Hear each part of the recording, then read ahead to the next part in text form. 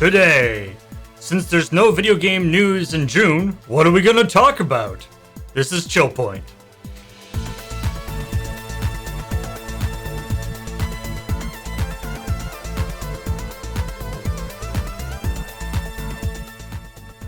I'm sure we'll figure something out. I mean, we could just make up some stuff. We could talk about things we want to happen in video games. Magical Christmas Land. I mean, it is Phantom E3 year. Please wait for us to go online and then leave. And then leave. Yeah, it's very him.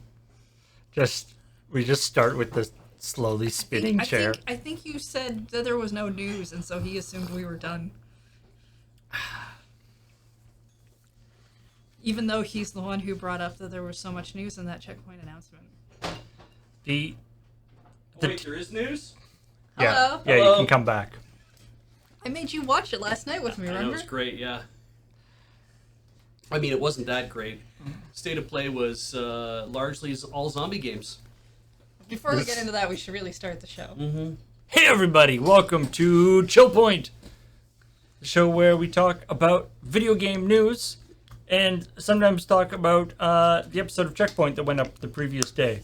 In this case, we're not doing that because, as mentioned in the intro, and if you haven't seen the YouTube update video, CheckPoint is taking June off, but we'll still be here giving you the unscripted hot takes, because that's important. Yeah.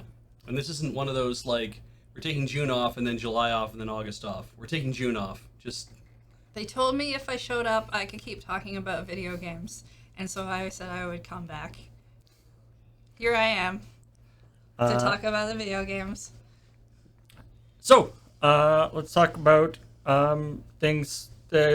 So yeah, despite what we said in that video, there is a couple of things happening in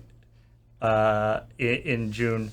Talked about this before, but I love the way that E3 has become this, like,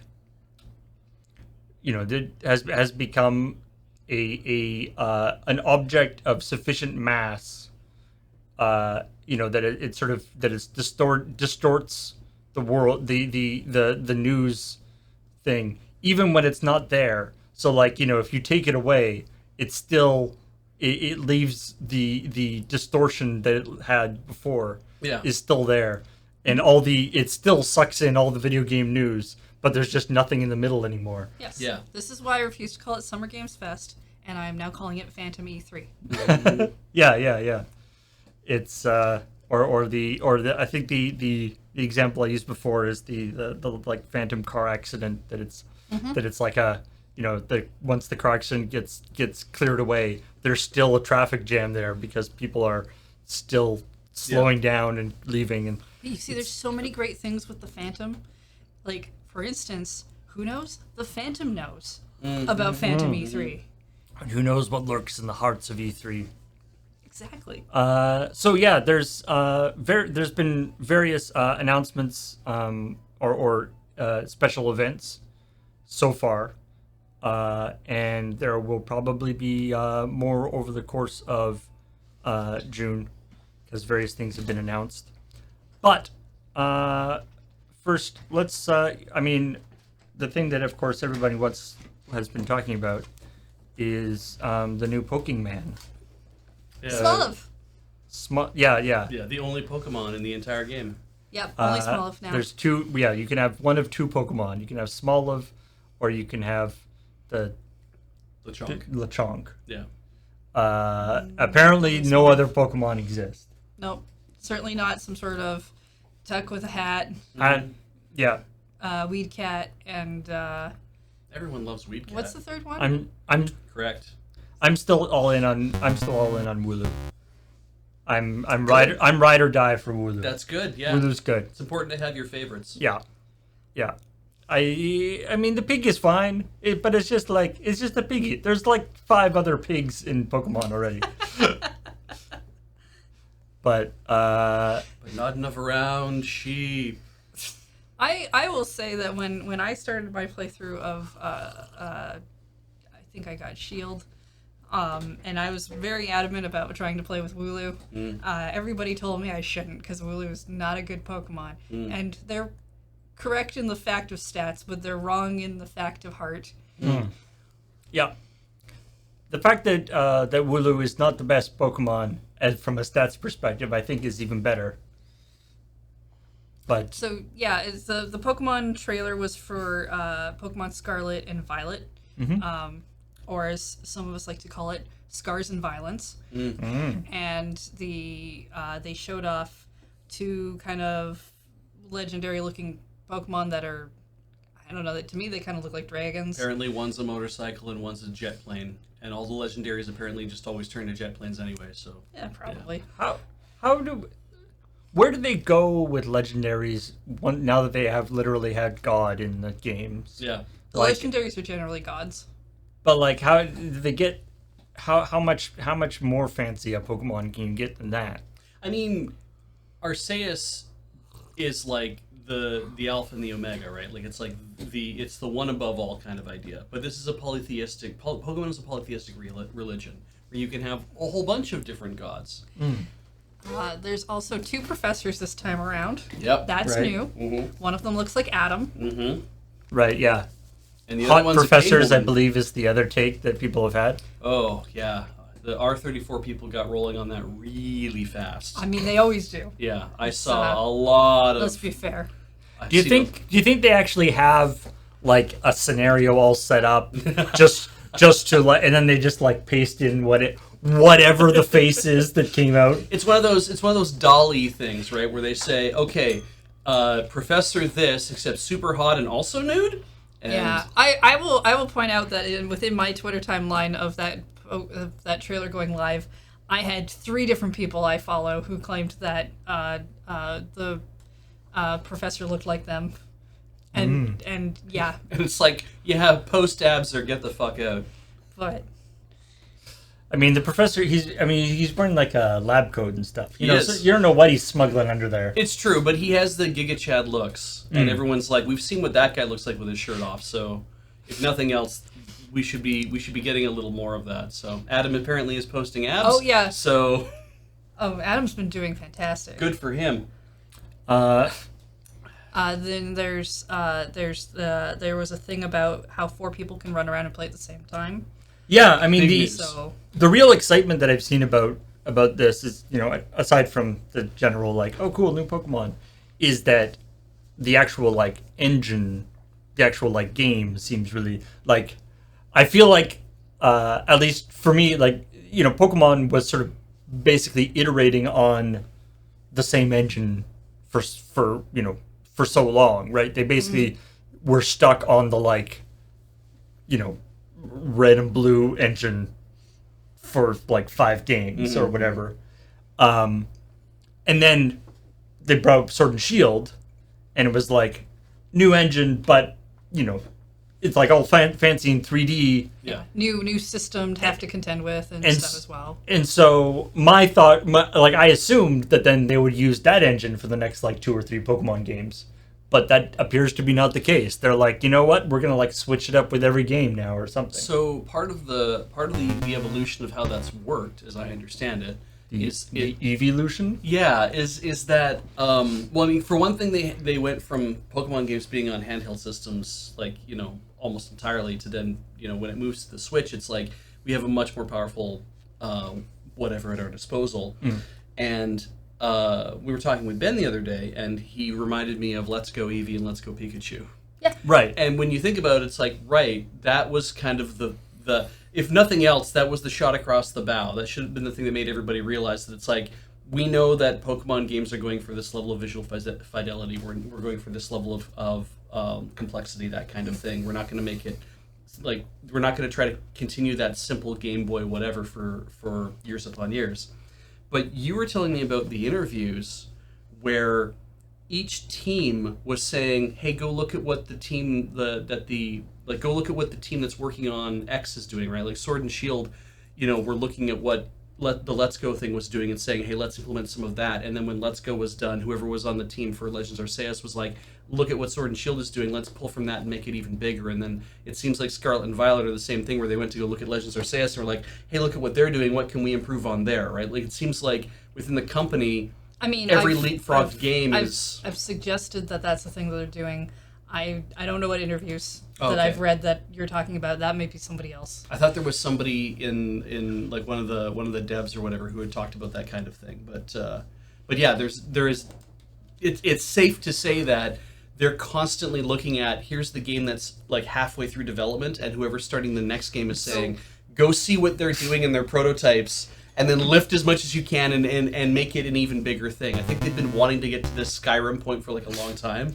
It's just interesting that they now seem to be have at least for the last couple of years, they've had like at least 2 or 3 completely independent like 3D game engines under development. You know, there's the Sword and Shield one, the Pokemon Legends one, the Let's Go Eevee one, or the Let's Go Pikachu and Eevee one, which share some assets in terms of like the 3D models of the Pokemon and stuff. Yeah. And apparently they've got, you know, like they've got them from like Pokemon Go as well. But it's still like it's interesting that they are developed. And then of course they're doing like the remakes of the other ones too. Yeah. Which also are like being made 3D, most sort of. Well, kind of like a top-down 3D like idea where you're still in a 2D environment, but the models are 3D. Right. Yeah. You're hard locked to a 2D camera. Do you think that they will finally have reached the innovation level of more than one save file? I mean, technically, if you make more than one profile on your Switch, you could have more than one save file. Technically, if you just bought another Switch, you could. I mean, yeah, but you don't have to go that far. You can just make another profile on your Switch. A lot of people do that anyway in order to get Japanese downloads. Right, yeah, and of stuff course. as well. So you can help, because you can have eight profiles on a Switch. Nice. Now, I think we could get to... I would love Pokemon to get to the point where we stop doing a 2-pack release of the same game with slight differences. The trade, yeah. I mean, it's interesting, like, because like back in the day, that was sort of like the raison d'etre of Pokemon was the trading. Yeah. Was like that. That was the, you know, the I don't know who was that came up with the came up with Pokemon in the first place. Was it Gunpei Yokoi? Maybe not. But it was basically like the Game Boy's got this link cable thing that nobody uses. We could do all sorts of neat stuff with that. Yeah. Like that was it. Yeah. But now, you know, it's moved so much farther past that. And I think there's some really interesting stuff with the idea of you make these games that are mostly similar that have different Pokemon in them, so you're kind of trying to enforce a social aspect of people trading instead of just going completely solo. But Legends Arceus didn't do that, and I thought it was much better for that. And you can still, I'm pretty sure you can still do trading in that game. So, I'm just off the top of my head, I'm just thinking here. Would it be better or worse if, you know, because say, you know, there's like whatever 200 Pokemon in the game. Sure. Yeah. If each version, if when you got, there's only one version of the Pokemon game. Mm-hmm. It's just Pokemon, whatever, Scarlet. But there's like a random 150 Pokemon. Oh, that's a neat idea. So it isn't like Scarlet, Violet, different ones. Right. It's just every copy of the game when you first load it up chooses a random 150 Pokemon. Yeah. And that's what you've got in your game. Yeah. And again, to get the other Pokemon, you have to trade with other people and stuff. Would that be better, or is the like defined lists better? I would like that worse. I think that would be worse in terms of how I'd want that. I think it'd be really interesting if they just released the game, and when you start it for the first time, it asks you to choose Scarlet or Violet. So technically, my understanding Because between that's kind of how they do it before they sell you the game. my understanding between Pearl and Diamond is that there's like a little thing in the code that just switches. Yeah, Because I mean, we're at the point. Yeah, we're at the point now where there's no way they're actually like printing two different cartridges. Like there's tons of space in the cartridge. Yeah, I'm sure that there is just like a little switch in the code to do it. Mm-hmm. I would rather they just make one version instead of two at this point. Or if you really have to like, make like a DLC unlock for the other Pokemon. Sword and Shield was the first time they tried to do, depending on the version you chose, you didn't just get different Pokemon, you got a different gym. One of the gyms was different. Oh, really? And there'd be like the Sword Gym and the Shield Gym? Yeah, and I'm kind of wondering if in this version, because I just watched the trailer, so I haven't read anything on the internet because sometimes they update stuff, but I'm assuming that the professors are in different versions, since there's two of them. Mm. Right. Oh, that's a good point. They did that in black and white? What evil bad man is saying, what could Pokemon be NFTs? Oh, God. I mean, technically, then you could trade they them. Could, you could and trade they should them never do on that. some sort of global thingamadoodle. Are they? Yeah. You shouldn't. Wait, are they already like when you catch one, and the fact that you can go online and trade them back and forth? You with get people? they get assigned a number randomly when you catch them. Pokemon have like are non-fungible, really. Mm. Although, depending on whether you turn them, I guess if you turn them into candy, you're sort of funging them. Yeah. Or if you level them up, they are constantly undergoing change, right? They're getting better stats and stuff like that. I mean, if nothing else, they're a commodity, right? So whether or not you call them an NFT or whether you call them anything that in that regard, it's like they are a commodity. There's lots of things that can be traded that aren't NFTs. Yeah. NFT is a specific thing. Exactly. But theoretically, their Pokemon are unique in the sense that their stats are generated when you get them and stuff. So what is Pokemon Yellow? Was Pokemon Yellow? Was it just they smushed red and blue together? Pokemon Yellow was the third version. I know, yeah.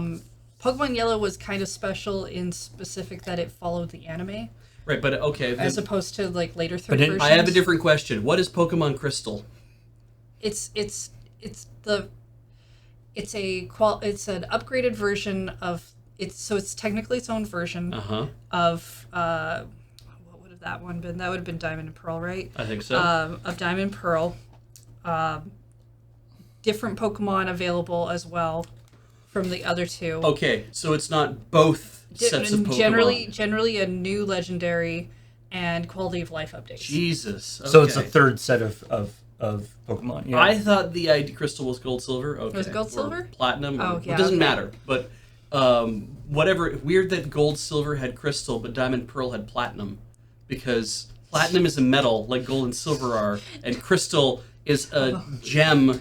Like We're gonna it's a be here all grown day if we fucking start going crystal, into the like naming. diamonds and pearl. Anyway, I thought that it was like, the third game that comes out is your combo game where we threw everything into the mix because you now bought Diamond or Pearl, but now you can buy Crystal and you can be like, great, here's all of that shit, so you didn't have to trade with anybody. No, it's different Pokemon are missing from its mix. Great. Same Pokemon, generally a new legendary, and quality of life updates, which is why some people like to wait for that third version. Okay. So, because I was just like, if we have Scarlet and Violet, then isn't there going to be like Magenta that comes out and be like, this is the one? At some point, they kind of went with, it was like, I think it was around Black and White, because they did Black and White and Black and White 2. We got Sun and Moon, Ultra Sun and Ultra Moon. Yeah. And then we got we got Sword and Shield, and then we got DLC for Sword and Shield. Yeah. But we haven't really hit like that third game. Like Sun and Moon came out, and the third game that everyone kept rumoring was Stars. Right. Stars never happened. No, exactly. Yeah. It just I was kind of like, I thought that at some point Pokemon games had that whole thing down of we combine stuff together, but I mean, at this point, quality of life updates are a thing they can just add in. Yeah. If it's the same game, They can just give you another legendary, which I kind of think they did with the Sword and Shield DLC. Okay. I don't think they're doing the third That's game thing anymore. That's another thing that like the trading in the two versions of the game and stuff came about in the time before DLC as a concept, right? Where like I feel like that sort of fulfills a similar purpose now in terms of like separating out. I don't know. Anyway, well, it sounds like the new like the engine for the new Pokemon is going to be pretty sweet. Like everyone seems excited about it. I'm hoping, from what I saw, it kind of looked like, at least in one scene, that a Pokemon is following you around, and I really like that from Silver. So I want that to always be a thing. Yeah. If the 4-player multiplayer is as fun as that sounds, I'm interested in that, because I have friends who are into Pokemon now. Not like when I was a kid and nobody cared. The only problem I have with the Pokemon following you around is in Heart Gold that I'm playing with my brother. When you have like Magikarp following you around, because I had him as like the first guy in my party for a while so that I could level him up. It just seems mean. Like you just have this fish that you're basically dragging along the ground. Yes. And it's just like, well, it's just like gasping for air. It's like, I don't think the fish is having fun right now. No. If it's as open world as people are expecting, or it looks like it might be, and I can ignore the story of having to be a trainer and I can just go run around and catch things, and especially if I can catch things kind of like Arceus, where I just creep up on things and not necessarily fight them all, I will be very excited for this game. We haven't seen that whether it'll be like the Arceus style battle thing, like where the Pokemon are actually like in the world as opposed to just random battles. I only watched the trailer once, which is weird for me. Should have watched it 3 times like usual. Anyway, it was a good trailer because it did show a couple new things, and good on them for introducing a couple new things. Speaking of a new thing, sort of, Sega is introducing a new thing that is also an old thing. It's a new Sega Mega Drive Mini. Sega Mega Drive.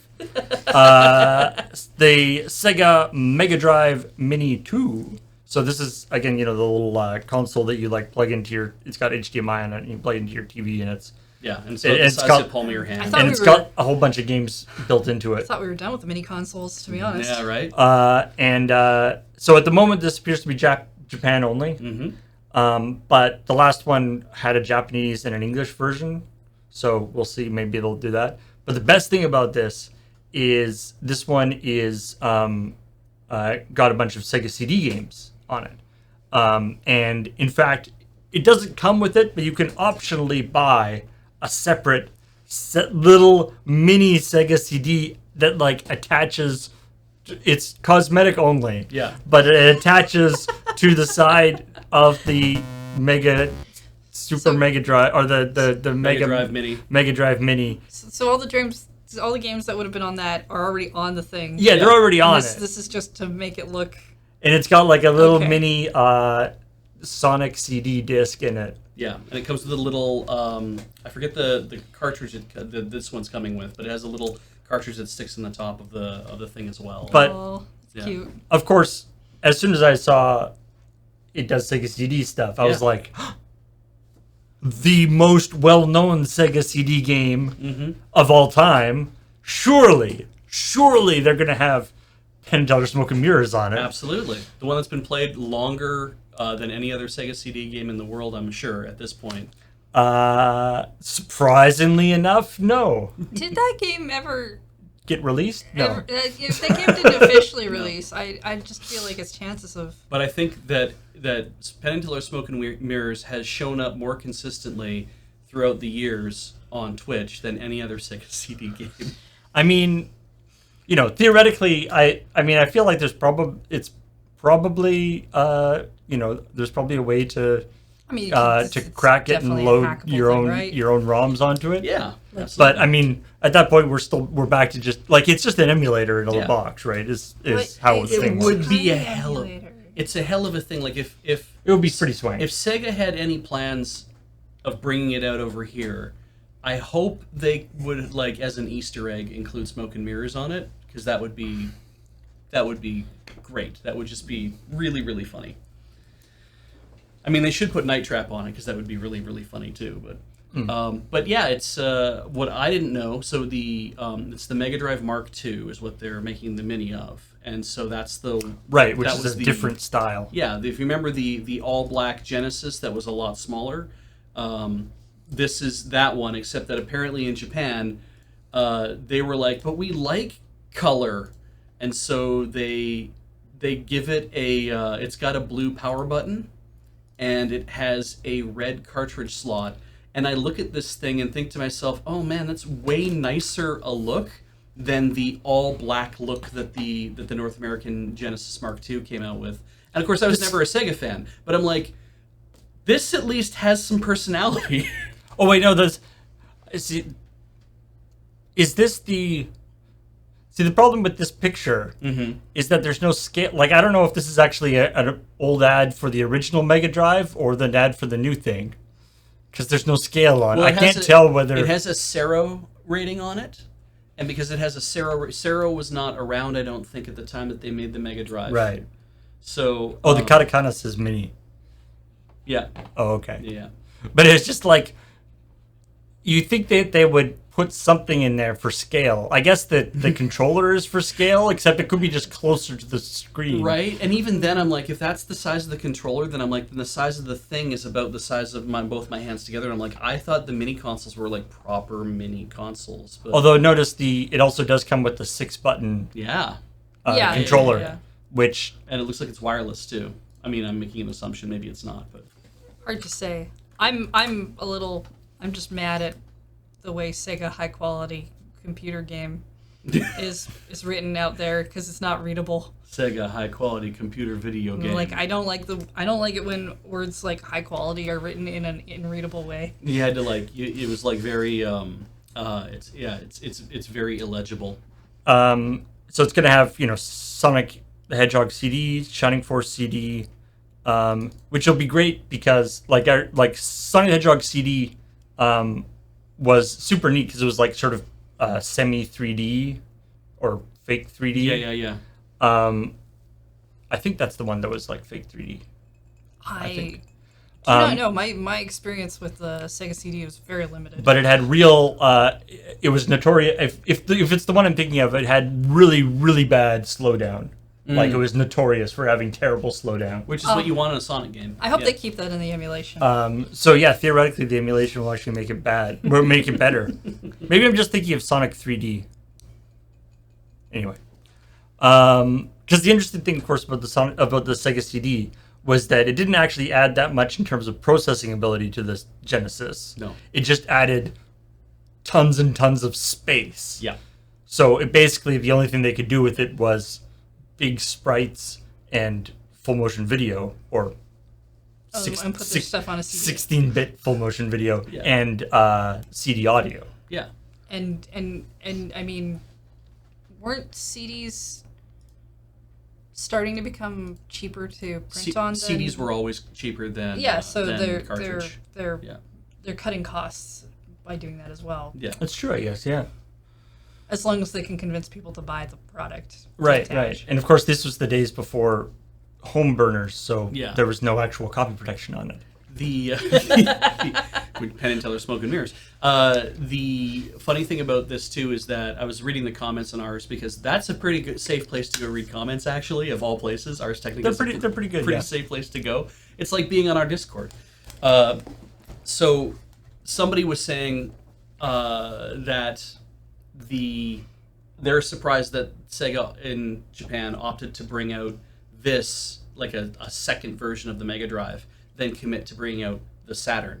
Because they're like, shouldn't they be bringing out the Saturn because and I thought this is interesting, according to them, the Saturn outsold the Mega Drive 3-2, which I'm like, that's not that much more Dude, 3-2 is not that much more of a thing. It means if they sold 200,000 units, they sold 300,000 units. I'm like, that is 100,000 units more, but it's not like it's not scaled way beyond how much it sold. So like a Saturn Mini would be great because you could easily get every single Saturn game. all the games could fit in there. That I think is the reason why they probably haven't brought the mini Saturn out as a thing. Like 25 games or whatever. And then now, of course, then on top of that, there's the difficulty of emulating any of that stuff correctly as well. And while computers have gotten way more powerful over the years, and we're probably at a point where small credit card size boards can be pretty good at running it. I don't know if it's perfect. Like I've seen Dreamcast emulation that apparently is amazing.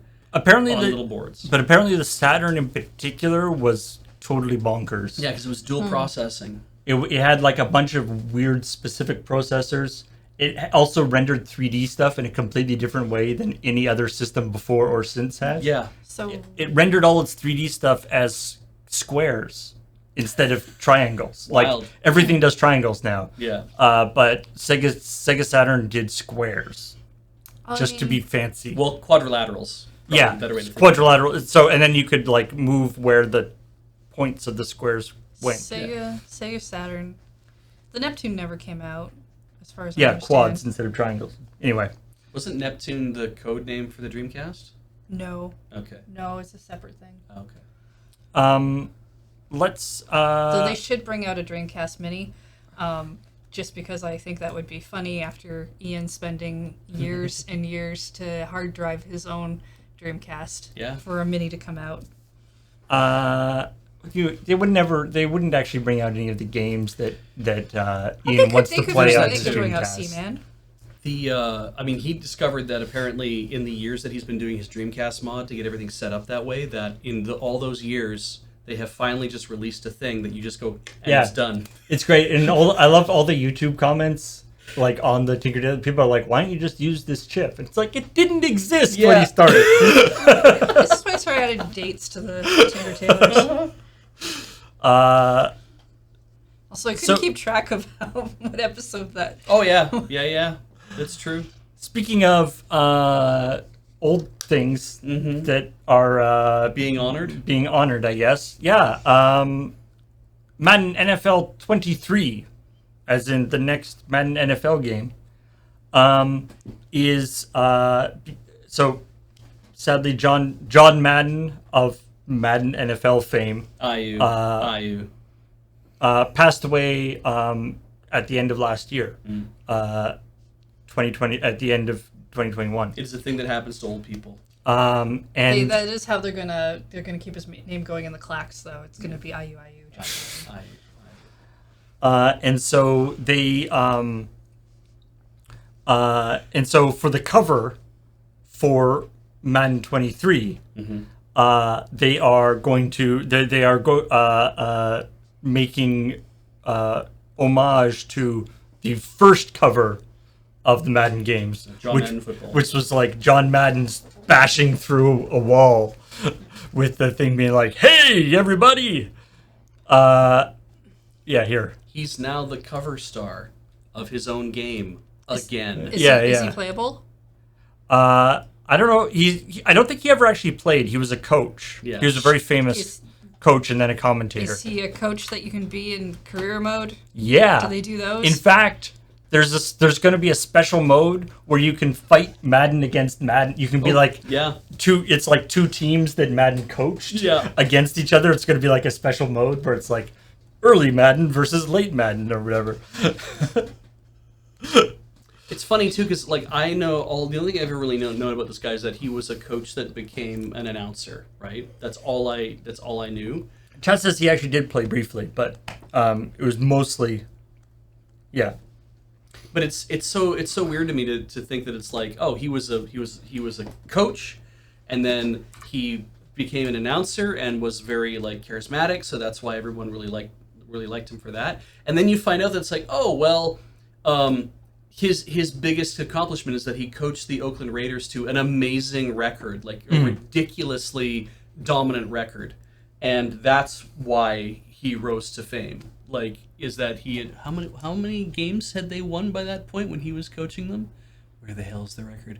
Okay, so from 1969 to 1978, their record was 103 wins to 32 losses to 72 ties, which is dominating in the NFL. That seems good. Yeah, I don't know that much about football, but Yeah. that seems good. yeah. Like it's kind of a rub your hand, and the thing is like he's a good coach, therefore, but also you have like the players are the ones who are actually doing everything. So he was coaching them the whole time, but. But then I think he sort of rose to prominence as like an icon, as a personality when he was an announcer. Yeah.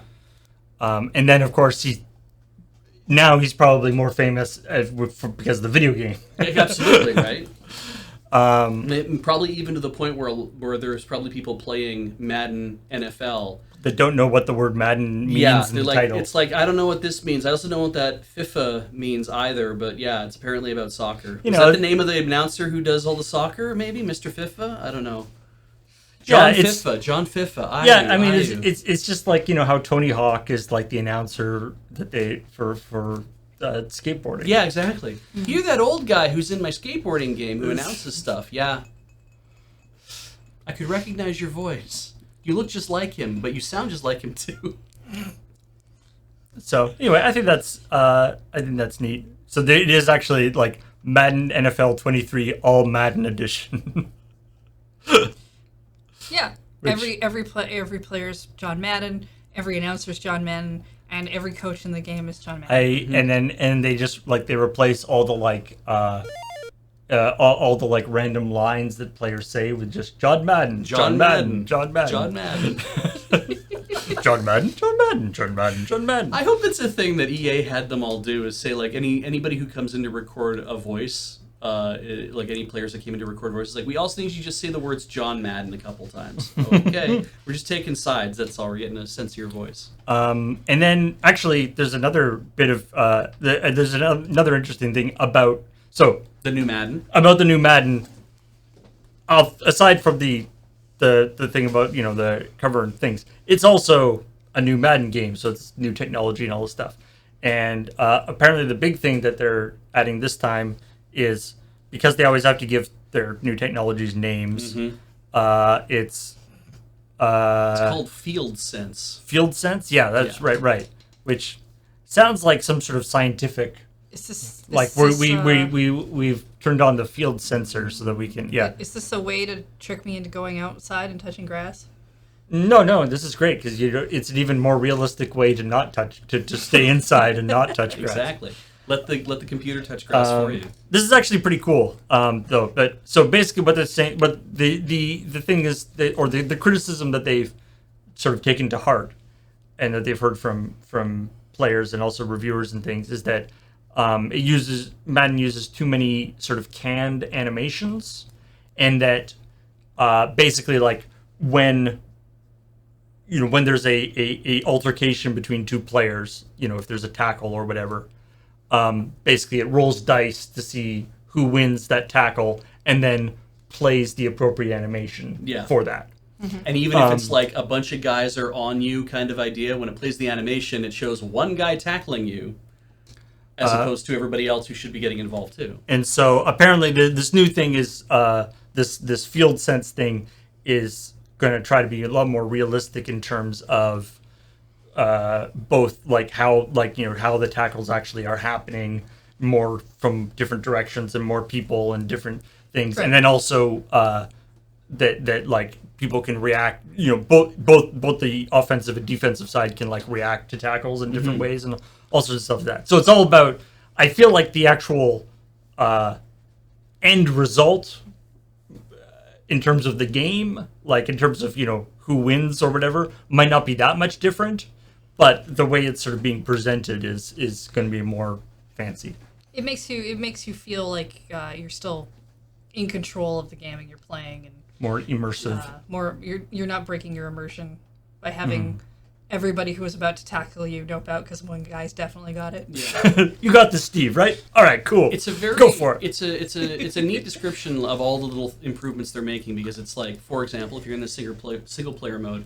And you're a running back, and you're trying to you run through and you like try to break tackle, right? Some guy's trying to come at you or whatever, and you hit, and at that point, in a single player game, they say you would go into bullet time, and then you'd have to like quick time event kind of like tap buttons or whatever, fill your meters, like that kind of thing, to be like, no, I'm able to bust through that tackle. And depending on the ability of your running back versus the ability of the thing that the cornerback or whatever that you ran into, one of those is going to be more likely to be a problem. It's like we've played a ton of video games where it's like the boss is way more powerful here, so when I have to tap this button to get free, I have to tap it a lot and faster, and then sometimes you can't do it, and then you get thrown out of his body or whatever. And in this case, it's like, yes, but you are carrying a football and you're trying to bust a tackle or trying to do a spin move or trying to do whatever, and you'll actually have a better chance of doing it. So you feel like you're playing that interaction as opposed to, oh, I just got a touch and you're down, like that kind of idea. Right. Like it really, a lot of times Madden feels like it's touch football. Is the moment somebody dives at you, it's like, and then the guy falls over and then the play is over and we go from there. Right. And even things like if you're going to get tackled and another guy hits you from behind and you fall forward, you gain an extra yard, right? Because that happens in real football. Right, sometimes. yeah, you can actually, Sorry, I was just imagining when you said like you go into like sort of a bullet time thing when a tackle comes at you. I'm just imagining a guy being like, like doing the lean back, and then just like a football player zooming over his head. A bunch of tiny football players like bullets just around him. Like a bullet, Yeah, that'd be fun. Anyway. There's the quarterback has a lot more like passing modes and stuff now, so it's like in a single player game you'd go into bullet time, and if you're passing a ball, it's like stuff slows down, so you have time to be like, okay, I acquire this guy. It draws an ellipse on the field to be like, if you can throw it so you can hit the ellipse, then the receiver's going to be in a good enough spot to catch it. But you can also say the elevation you want to throw at, and it kind of is like, it sounds way more complicated to make a pass now. Like there's a lot more skill ideas, but the reviewer was saying how, after about 2 or 3 passes, I got down exactly what I needed to do so fast that it didn't even slow down the game. Yeah, it really just sort of makes it more like you feel like you're more doing the thing. Yeah, and I was like, that's actually really cool too. It's like, fishing games, when it's like, if I can make a fishing game more complicated, it's even you have a mini game within a game, and it's like this is the same kind of thing. It's like the passing mini game to complete your passes. Interesting improvements I think they're making. Now, I don't want anybody to panic, but because the video game industry is such a pain in the ass with this planned obsolescence is always terrible. And it looks like it has raised its ugly head in Animal Crossing even. Oh, good. Because Animal Crossing, you better get moving on building your little town, because by 2061, done. It's gone. I'm going to point out first totally impossible. that it's an island. Oh, true. You have to build a little town on the island, though, right? But you can build everything else around the island, you can too. build the actual island. Yeah. Secondly, you can just reset your Switch time date to the year 2000, which is what got me. As I was like, the game literally says, please set your date between 1/1/2000 and 12/31/2061 or whatever it is. It's like, please set it between these 2 dates. And I'm like, my dude, you weren't even a twinkle in your dad's eye in the year 2000. They didn't even think about you yet. Yeah, you think they would do it, like, I guess it's easier to do it at 2000 rather than cut it off at like the release date of the game. Yeah. But anyway, so what this is about is that people found out that if you set your Switch clock forward past 2060, which if you're doing that, presumably you're doing some high-level time travel shenanigans on your island, then it goes like, this won't work. So, I mean, this is going to be, this is, Y2K style, Nintendo only has a brief, 38 years to fix this problem. Yeah. And release a patch. You're assuming that they haven't just told us when the end of the world is happening. Oh, good. That's true. There's no point. Nintendo is like, yeah, I mean, no one's going to need to play Animal Crossing after the event. Well, by that point, the sea levels will have risen enough that your island will just be underwater. Right. We want to make it seem. We want to make it more like reality. Yeah. So, I mean, chances are it's a programming thing. It's just that like they a had- sanity they check. had to put yeah. put in a number, and as far as they're concerned, no one will be playing the game past that point. Or if Or they maybe are, they intend to but it's change like it if later. but it's like if they are, then like Nintendo servers won't be running anyway That's fair. for it, so you won't be able to like connect up. There's lots of reasons why, that game can be played a lot offline. but there's lots of there's lots of games that don't work because of time stuff. But anyway, it's just kind of funny that they actually have that limit there as a sort of, I guess, it's like a little sanity check thing. Which makes sense in some ways, but although what would be interesting is to see whether they have like scheduled events, like how far into the future they've scheduled events We know that to happen on your island. Like we know that they will do a New Year's celebration for 2061. So Oh, really? Yeah, from the video, because they're like, here's what I did is I moved it all the way forward to 12/31/2060, and then I had New Year's happen, and I expected the game to shut down, but it didn't, and so I was able to walk around my island and do stuff. So for the next 5 hours, because the new day starts at like 5 a.m., right? So I walked around for 5 hours and whatever. When Isabel finally gave me her like, welcome, it's a new day, and this is the day. The day is today, and then it went boom and threw the thing on the screen that said, you're Welcome. Today is the last day. Yeah, you're operating outside of the time. I think there should be a point where Isabel's like, cool, here's your last year's gift. Guess what? This is the last day. Yeah. And like your island just explodes. I mean, physically, the cart Yeah. explodes. It's like, oh, it tasted bitter and now it smells acrid. A little pop sound and blue smoke comes out of your system. Another week. Another leak. Another leak. Another leak. Another week. Another leak of Sorry, I'll be right back. top secret military secrets in order to attempt to win a forum argument. Yep. Best way to win a forum argument is to prove that you have the information that no one is supposed to have. So I mean, we've talked about, I believe we've talked about this same game in the past, a game called War Thunder, which is like a tank and various military equipment battle game. That is sort of a simulation type game. Like they're things are supposed to be as realistic as possible within the limits of the system. I believe last time it was some tank specs. Yeah. But it's not a tank this time. No. This time it is the DTC 10-125 anti-tank round, which is fielded by the current Chinese military. And apparently there is some dispute as to what the capabilities of this round were.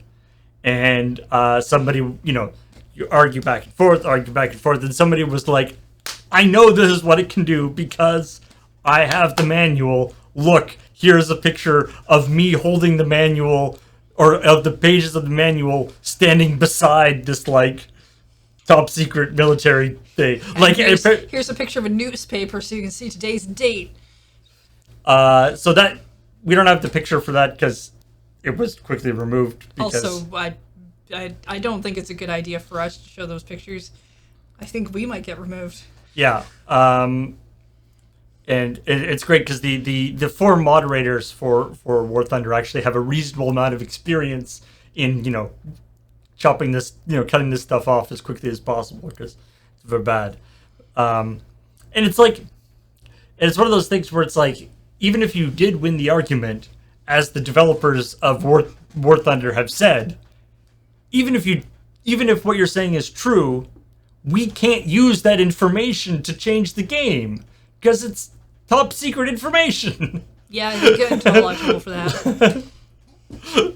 Like, we can't use state secrets to and I mean, apparently this particular information was possibly already known, but it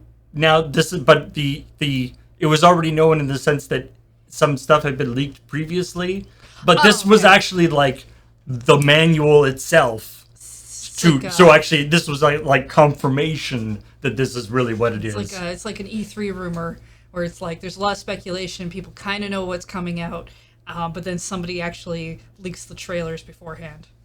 Yeah. So anyway, and then E3 doesn't happen because it's Phantom E3, and no one was ever supposed to learn about video games. so yeah. Anyway, if you're arguing with somebody about military equipment on the internet, don't try to win the argument by posting top secret information. I don't think anyone watching this show is in danger of that. I'm just saying, just to be careful. All right, what else we got going on here? Ooh, there's werewolves in Sim 4, or there will be. There's already vampires in Sims 4, which I didn't actually realize. But now they're adding. So, they're adding werewolves. Why is it in quotes? These people change into wolves? Yeah. I watched this trailer. So, look, there definitely are werewolves, but I'm just saying, if they had just called, like, if I just show you this trailer, and you don't see that this is the werewolves reveal. Wait, let me jump forward to where the werewolves actually show up. Like, if you don't know this is the werewolf reveal trailer, I feel like this could easily be just we've added furries to the game trailer. There's a transformation happening. Yeah, but then look, now they're just like at a party where they're all just being furries. What do you? They're not like going. They're not like going like they're playing guitar and like doing stuff. What makes you think that werewolves don't do these things in real life? I mean, maybe they do, but I'm they're just. having a scrap. But they're not like doing particularly Digging? werewolfy type things. What I are feel like. werewolfy type things for you? Explain to me the werewolfy type things that are not shown in here. Be that you're, like you're, hunting and killing people. They show them running around Being- as a pact. Being filled with remorse that you've woken up in the middle of the forest covered in blood.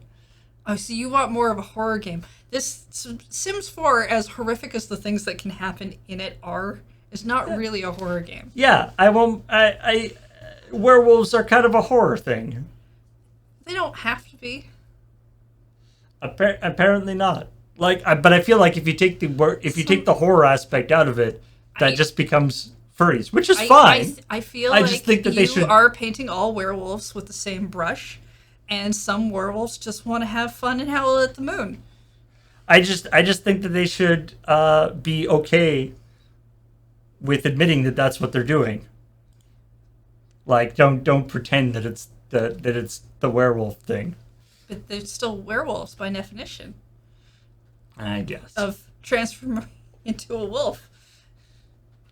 Are you going to be mad that they live in a society that doesn't want to hunt them down and have silver bullets to take them out when they just want to party?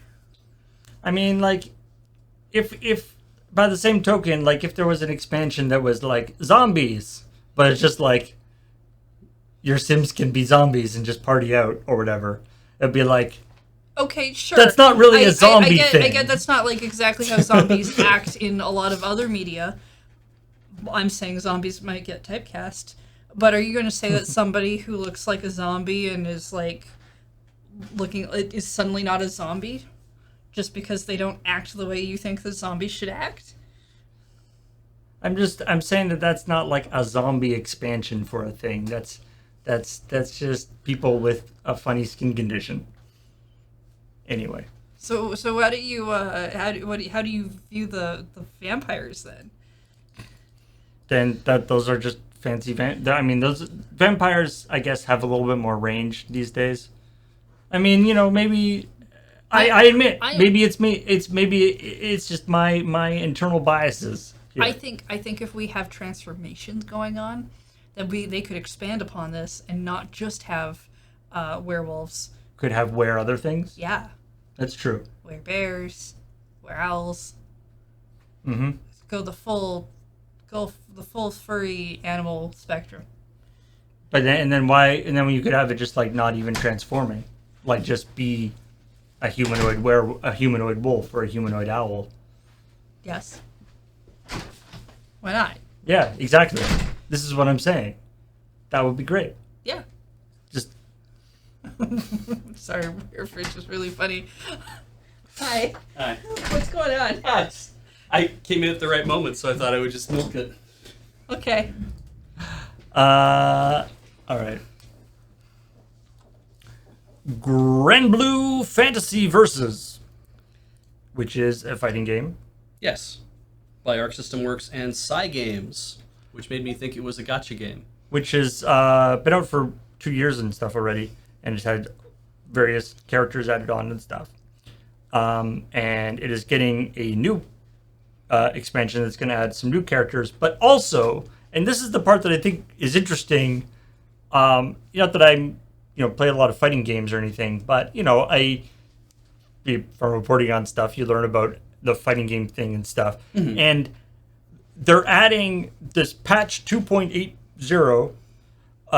is adding like what seemed like very significant new mechanics to the game. Yes. Yeah. Rush, which allows you to move quickly move quickly, and then backshift allows you to dash backwards. And then there's a special move where you can hit. It's like overdrive. Overdrive. Yeah. And so it seems cool, but it seems like I don't know what the sort of pro level Grand Blue versus community is like, but it seems like this would be like basically a new game. Yeah. The meta would completely change. Well, yeah, because now what you're doing is it's like you have a bar at the bottom of the screen that you use for like supers or whatever the hell you use it for, and they're like, oh, but you could also choose to rush, and if you do a rush move, that eats up half of your bar, half of a full bar, which I think is amazing. The idea that it's like something that you might have seen in a game before, where you just like double tap your joystick forward and then you'll go running at a guy. It's like now you have to make a decision in the heat of the moment. Do I use half my bar to get real close so I can do a move or dash back so I don't do that move or whatever? And I'm like, it's so much like what a weird new wrinkle to add to a game where probably the meta is set for what it is you want to do. Yeah, and I mean, account made for ants, saying that that's actually not that uncommon for fighting games to do. Really? Yeah, well, like I said, it'll have two effects, right? It'll either make a community really angry because now the meta's been changed, or it'll make them happy because maybe it actually changes up the meta to match closer to other fighting games. And there's that too. I mean, like most fighting games, I'd never heard of the dashing mechanics as being something that eats up part of your bar. So that was I thought really a neat little wrinkle, but yeah. Right, we know this now. Dragon Age Dreadwolf. Everybody's adding wolves to their games, right? Apparently. Yeah. These ones just want to have fun and rock out at concerts, right? Apparently, yeah. Sims 4 got there a little ahead of BioWare because the new Dragon Age, which they announced that it was going to happen back in 2018, they announced that there would be another Dragon Age game with no information. Now, they've said that this is what it's about. There is actually going to be a new Dragon Age game. We haven't forgotten about it. Mm-hmm.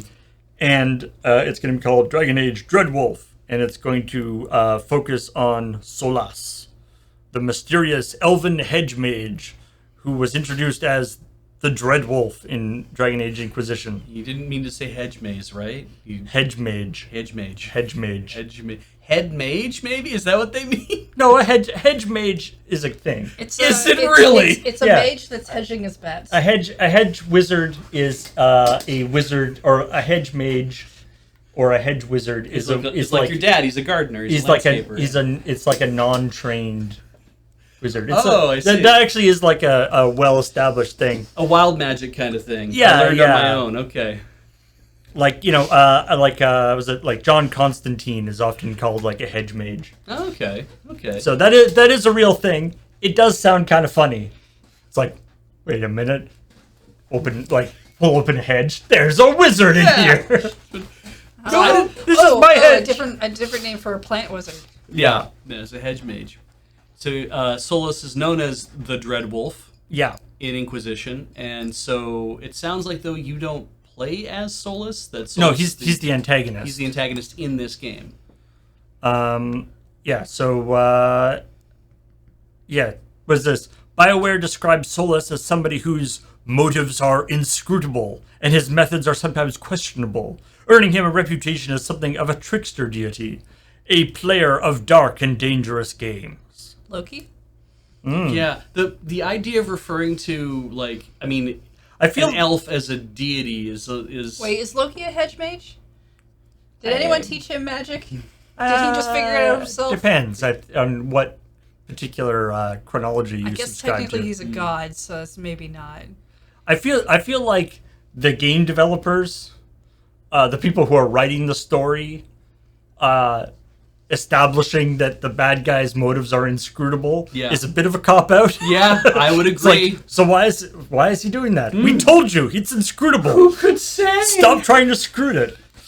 Well, I mean, if you can't do that at the beginning, that's what the end of the game is for.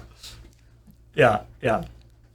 So anyway, there isn't like a ton of actual information about it yet. Well, the information is if you don't know who the character is, don't worry, it's a new game and you'll figure it out. The things that we do know, which this is the Ars article does kind of describe this, is that this game has kind of just been like a new Dragon Age title's kind of been existing in this weird limbo because of other things that were happening at BioWare with like Mass Effect Andromeda and with Anthem, and which apparently Anthem is still out there. Go play it. Like I think it might be free to play or on Xbox Game Pass. Go give it a shot and see what it's turned into. Don't listen to Peach on that one. It's Anthem. Maybe play it. We have a friend who works at BioWare, and I talked to him the other day, and he was like, "Yeah, no, Anthem's still around. We still support it." And I'm like, "People still play it?" He's like, "Yeah, there's still people in there playing it. It's not a lot of people, but there's still people playing it." And I was like, "What does that mean?" So anyway, but yeah, it's like EA was pushing for online multiplayer focus for the upcoming sequel, according to what Bloomberg had said, and then had pivoted because of how well Jedi Fallen Order did and how poorly Anthem did. Yeah. And you know what? As somebody who primarily plays single-player games, yay. Great, yeah. I mean, not that I'm like a big Dragon Age player, but I like any games that go against the like prevalent all games have to be multiplayer thing. Yeah.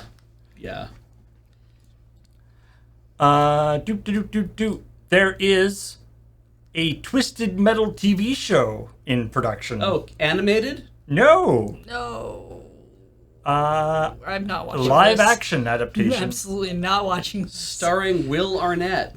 As Sweet Tooth. Yeah. I mean, the guy who wears a mask all the time, so who knows? It's a comedy Also, drama. his hair is on fire. I don't care how funny you say this is. It's got murder clowns in it. I'm not watching it. Yeah.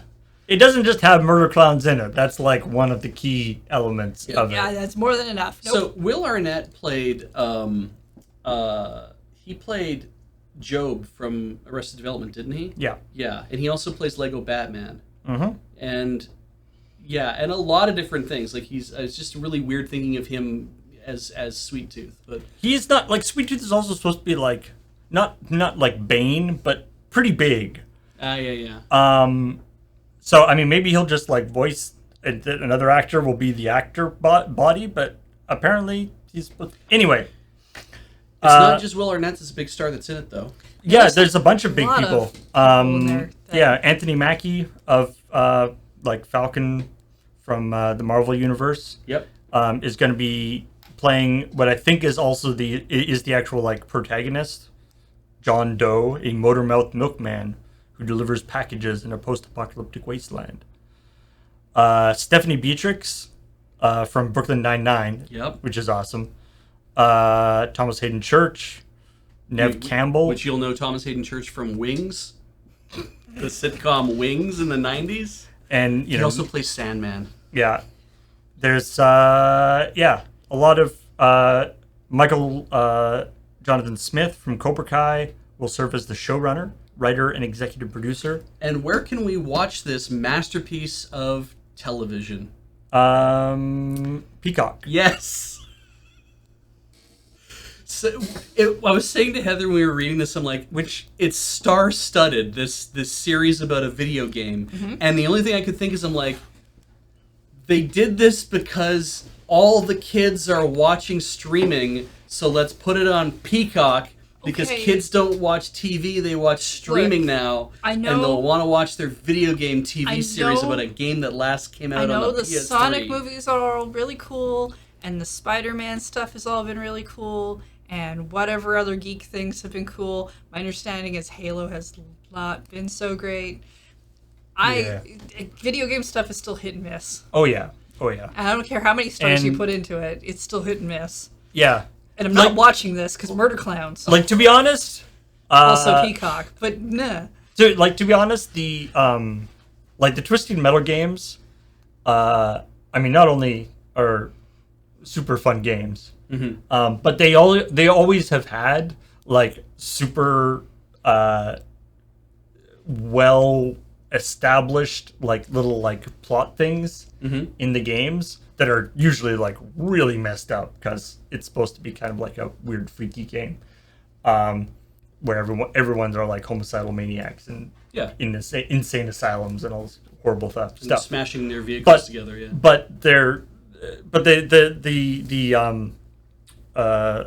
plot, like, the sort of plots for each, like, you when you play each character, you sort of get a bunch of cutscenes with the character and stuff, and they're usually, like, quite well developed. So this could be a thing, but it depends on how far they're going to go with it. Like, I don't know how far they can go on TV, but I guess they can go pretty far these days. So according to the chat, who's never wrong, Will Arnett is just the voice of Sweet Tooth. The body of Sweet Tooth will be played by Samoa Joe. All right. Okay. Sure. I could see how that could work.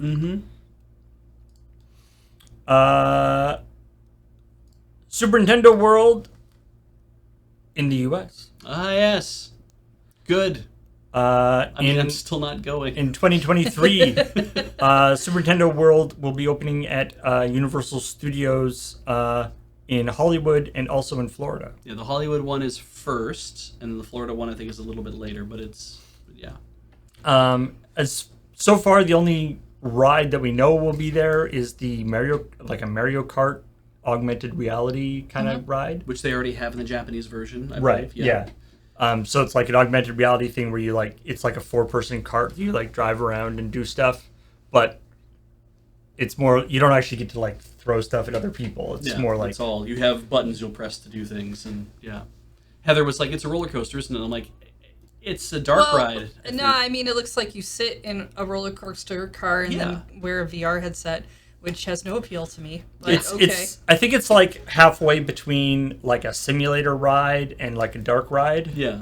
Because it's like you are actually moving, but there's more stuff going on. Okay, to be honest, I don't know what dark ride means. The dark ride is like where they have a big trailer that you go get on a little cart and it runs around inside the trailer and it's like spooky, or it's like weird things are happening, or you've seen those before, right?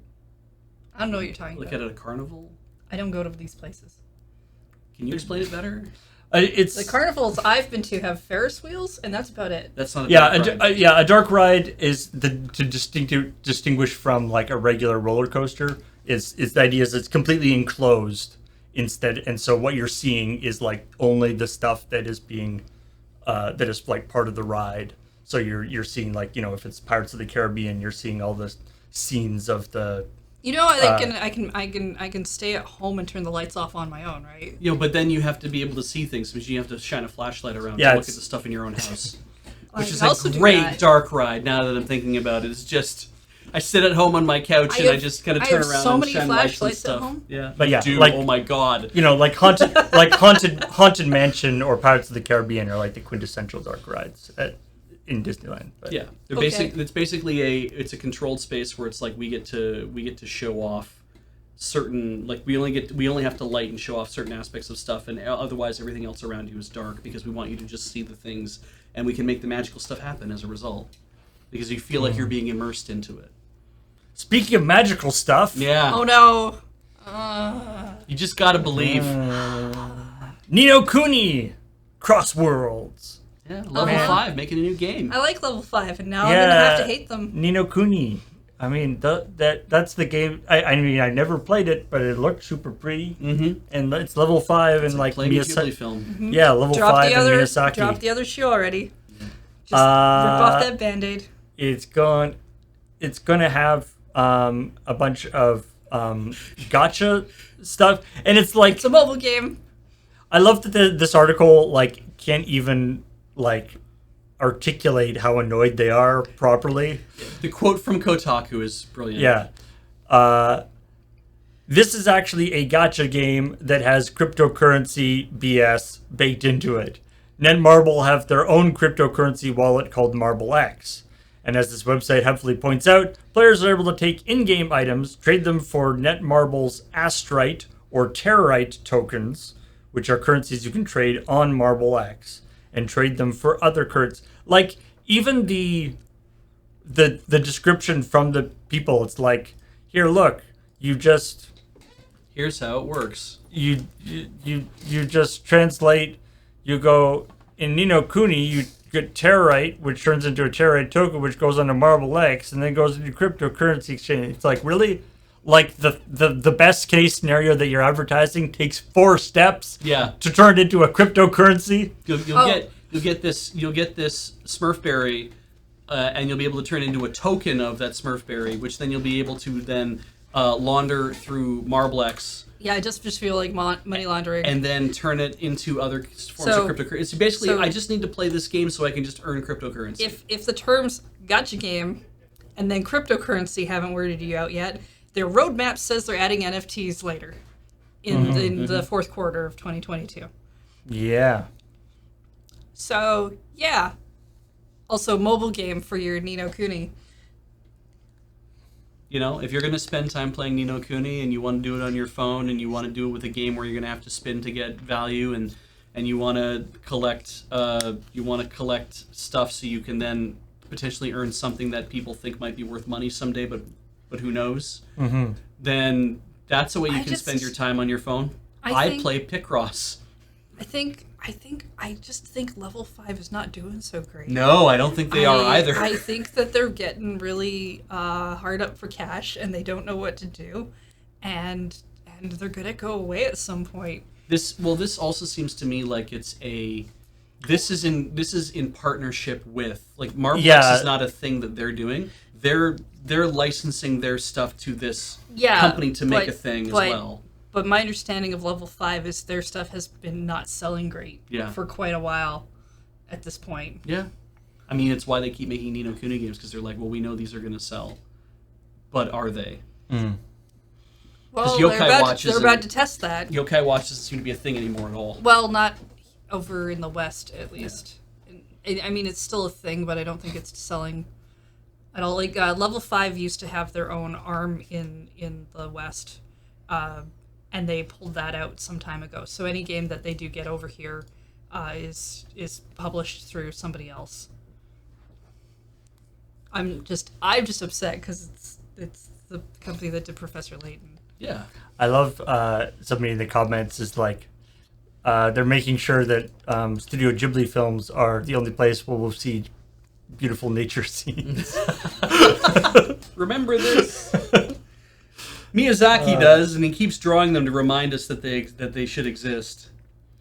Picross on my iPhone, thanks to Paul recommending Nonogram's Katana, which is a free game, which shocked the hell out of me. Has billions of. It's just got so many. I can't get through them all. Mm-hmm. So shall we get really pedantic about languages? Oh, I like that. Yes, let's do it. Are you in France and playing esports? No, Stop it! Stop it! You're saying it wrong. If you're French and saying esports, no, you're not. In an effort to maintain the purity of the French language, what is the name of the? Is it Agence France Presse? Or no, that's the news agency that says it, right? Ministry of Culture. the French language council or whatever. Someone is going to drop it in here in a minute. Yeah. They have banned popular gaming, the Académie Française. Yeah. They have banned popular gaming terms such as pro gamer and streamer. Going forwards, official government communications, which I want to see all the official government communications that are using esports. They're talking about streamers and gamers. Yeah. I mean, I guess I'll it be could able to come. name It them. might come up. Tax documents. We'll use more traditional terms such as joueur animateur en direct in place of streamer, which literally translates to live player host, and joueur professionnel for pro gamer.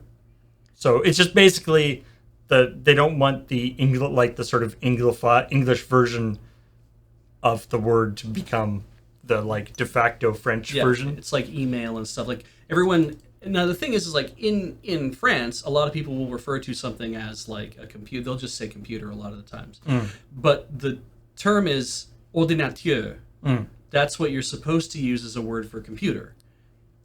They don't. Like the government does. And it's, I mean, obviously, like so. This is in France has had this for forever, for a very long time. The Académie Française, I think that's what it is, where they're sort of attempting to, I mean, and in a I think they understand that it is a somewhat futile gesture, Yes. but they're sort of trying to stem the flood of Loan words. and language changing. Yeah.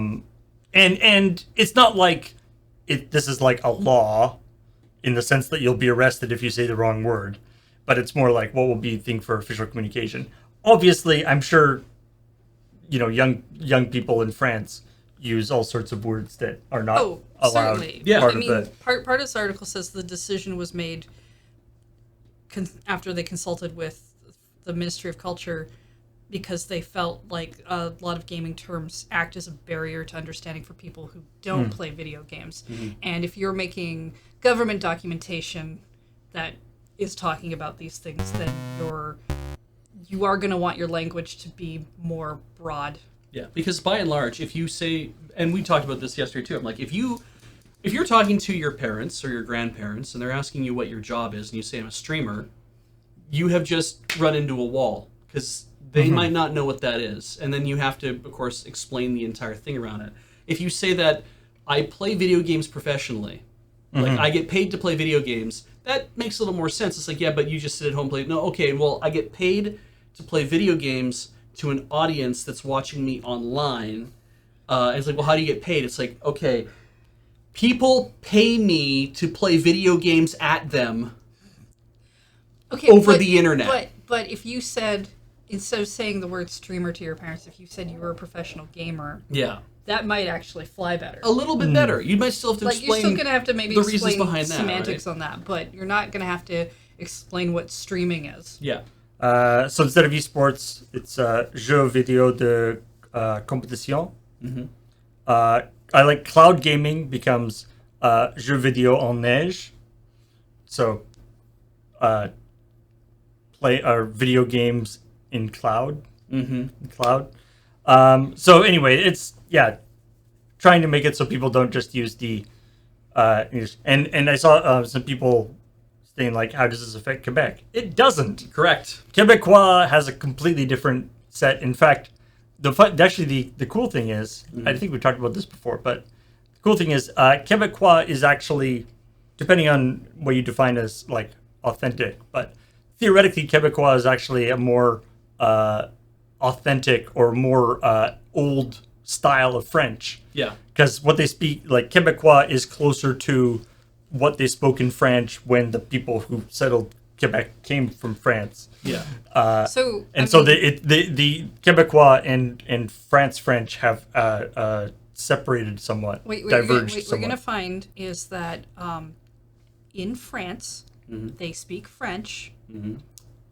This is about French in that area, and many other countries speak French, and this probably has nothing to do with them. Yeah, I don't think Not just like Quebec. Yeah. But yeah, actually that's a point. Like I don't think other countries that speak French as one of their primary languages. I don't know if they actually pay close attention to the Académie Française. And Quebec has their own language council as well. That's true. So they're also doing the same thing where they're like, we want to preserve this. We want to preserve our language. It's like, but good.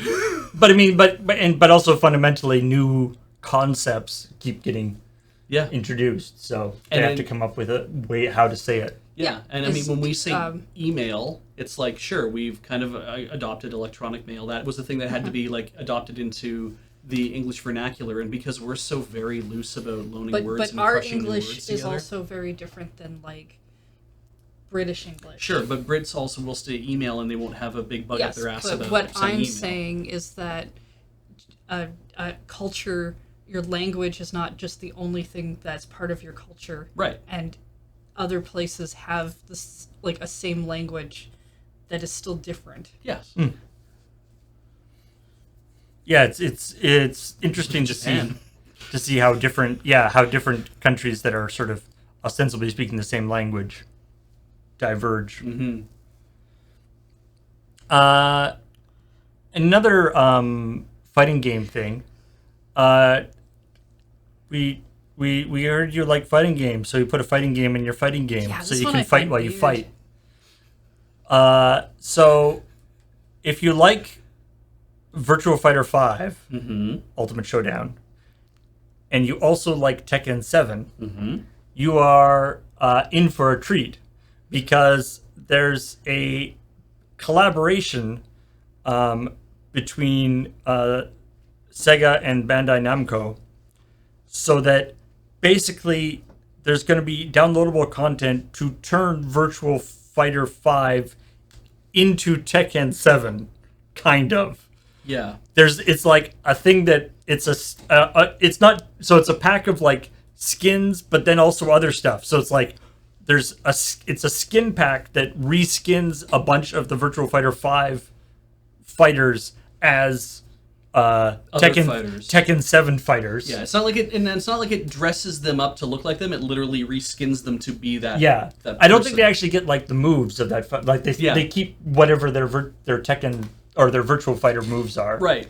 But it also like changes the UI of Tekken of Virtual Fighter 5 to look more like the Tekken 7 UI. Yep. And the music. And all this stuff. So it's like it's sort of like pretending to be Tekken 7, but not actually. What if you could be Tekken, but it's like have completely different movesets? Yeah, it's like I love the fighting in Virtual Fighter 5, but the aesthetics of Tekken 7, then this is for you. This is why this is really weird to me, because it's just like if you're really into both games, wouldn't you just want to play Tekken when you want to play Tekken?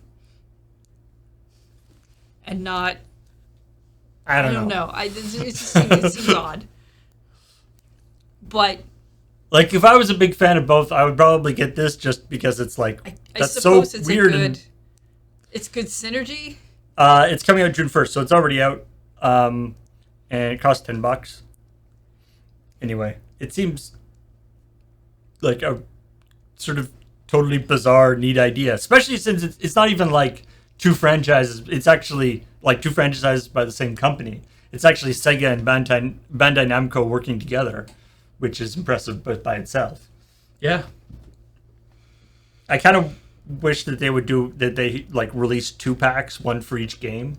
Oh, to, right, to like flip them. Oh, right. yeah, that would be fun. I could go for that. That might even be the plan. Like, I know it's supposed to be a Tekken anniversary right now of some sort, so maybe that's something that's brewing, but yeah. Or maybe when Virtua Fighter has an anniversary, then Tekken will do it as a gag.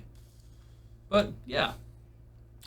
So, Diablo Immortal is out now. Yay! The game that everyone's got phones for. Booed off the stage, sort of. The review that I got from James, he said it sure is Diablo on my phone. Mm-hmm. With many microtransactions. And you know that your game has some microtransactions. Well, it's not so much that it's got the microtransactions; it's got the loot boxes. Yeah. And you know, if your game has loot boxes to the extent that you can't actually publish it in some countries because it violates their laws on gambling, maybe that's like an indication that you should go back to the like you're skirting too close to that line. Yeah. So yeah, Diablo Immortal will not be released in Belgium or the Netherlands. And it will be illegal to download it via VPN. Well, they won't charge a person if they do it. Like it's Blizzard can ban you for doing that. Yeah, if Blizzard finds out that you live in the Belgian or live in the Belgium, if you live in Benelux, no, not in Luxembourg obviously, but if you live in Belgium or the Netherlands and you download this game by means of a VPN, they can ban you off of that. Because then therefore they are making it available. There's some assumptions that people are going to be like, probably if you go to Luxembourg and you're there and then you download it while you're in Luxembourg and you go back to the Netherlands, they're not going to do anything about it. It's not going to be like, we're going to ban this guy, because obviously you went to the effort of going to another country to download a game. But I mean, it's just, but it'll be like, I'm pretty sure the game will just be like, can't connect to the server. Yeah, or whatever. Like it's not that servers in that area. It's not that complicated. It's just you can geofence that kind of thing. So yeah, and I'm certain it has more to do with we put that out there because if we are seen as accepting to the idea that people would download the game in a place that it's not supposed to be, that we could get into trouble for that. You don't want to do the like wink wink. Yeah, exactly. Yeah. But I doubt they'd care in the long run. And I mean, I don't think there's anyone living in Belgium or the Netherlands who is such a super fan of wanting to play Diablo Immortal that they'll be like, I'm going to permanently attach my phone to a VPN so I will always be able to play it, and I will save 30% on my bill with NordVPN by connecting to fucking Ireland so I can always play this game. Like, I don't think that's gonna happen. I think they need to do like an ad campaign that's like, the game too extreme for Belgium. For Belgium. Yeah, I mean, this isn't actually an uncommon Not thing. allowed in Amsterdam. There are many games that the moment that some loot box laws changed in other areas, that instead of changing the game so those areas had a different version, because some places will do that they'll just take the game off the store and not bother. Yeah. Some laws that have changed have been things like you have to disclose your loot box rates, and that's why sometimes you'll see games where we are that have that stuff showing, or sometimes because they want the one version to maintain parity between all of them. Or again, sometimes they're like, you know what, we'd rather just not sell it there than just to divulge our rates because they're not good. Mm-hmm. Yeah. Or sometimes in these countries you have to make the game 18 plus because you have that mechanic, and that's really why they don't want to do that kind of thing. They don't want the rating. They want to sell their games to people who have access to their parents' credit cards. Mm-hmm. To be honest, I don't obviously I don't understand the negotiation system for this, but to be honest, I'm actually a little surprised this isn't like a central EU thing, like that this is something that that Belgium and the Netherlands are doing sort of independently. I thought that there was some sort of like there's maybe there is, and Belgium and the Netherlands are just have a even stronger thing. It depends where stuff lands versus where lawmaking goes, because the big fight is whether within laws is whether or not loot boxes constitute gambling or not. Right. Is generally where the fights are, and I think there are areas that have a like in the EU where if they wanted to, they could make different laws, but that might be a separate section.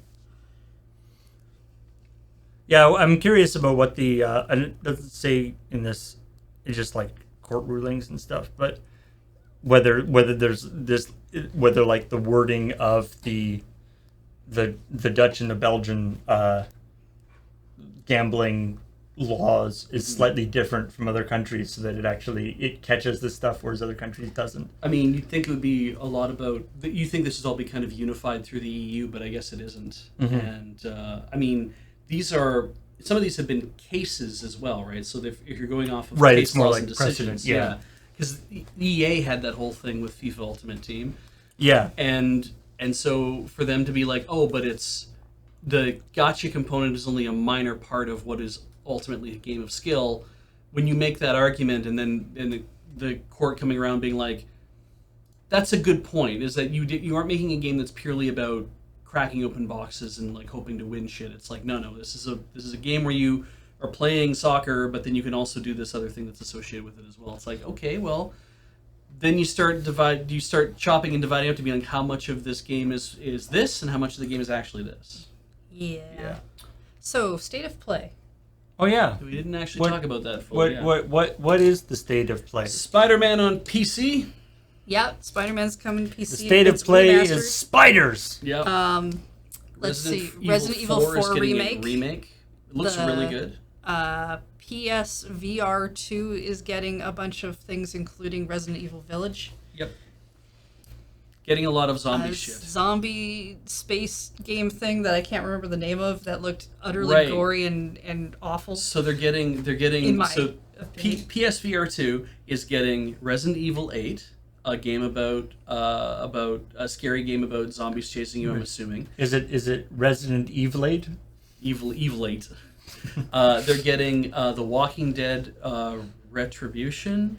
Oh yeah, like chapter 2, which is a scary game about zombies Zombies. hunting you in a city, and the Castillo, the Callisto Protocol, which is about scary monsters hunting you on a space station. And I'm like, oh, that's good. Oh, there was a fourth thing that was VR is all about zombies. Do zombies are space zombies scarier than regular zombies? Because They float around. some of them look like they had mouths from their stomachs. Yeah. And stuff, so they're more monstery than Also- zombie. Like there was I remember a thing from, I think it was one of the like Call of Duty games where there was like an expansion. It was like scary mech zombies, and it's like this zombie in like a mech suit. Yeah. And it's like that if the zombie has like it or if a zombie is in like a spacesuit, Yeah. that makes the zombie significantly less scary. It Yeah. can't bite you if it's in a space Exactly. It can swing at you and hit you and shit. Yeah, but like the whole scary thing about zombies is getting bitten, and if it's that, like, putting a zombie in a spacesuit would actually be a reasonable way of like, neutralizing a zombie. Yeah. To protect yourself. So there was those. There's there was, Horizon VR. Right. That was Yeah. the other VR game. Climb up the mountain. It's a new Horizon game though. It's like called Call of the Mountain or something. Yes, it's Horizon VR Call of the Mountain. You're a different character. It's really weird to watch. in the like Horizon Zero you're not Dawn playing universe. Aloy or something. You're playing Reyes. Yeah, Yeah.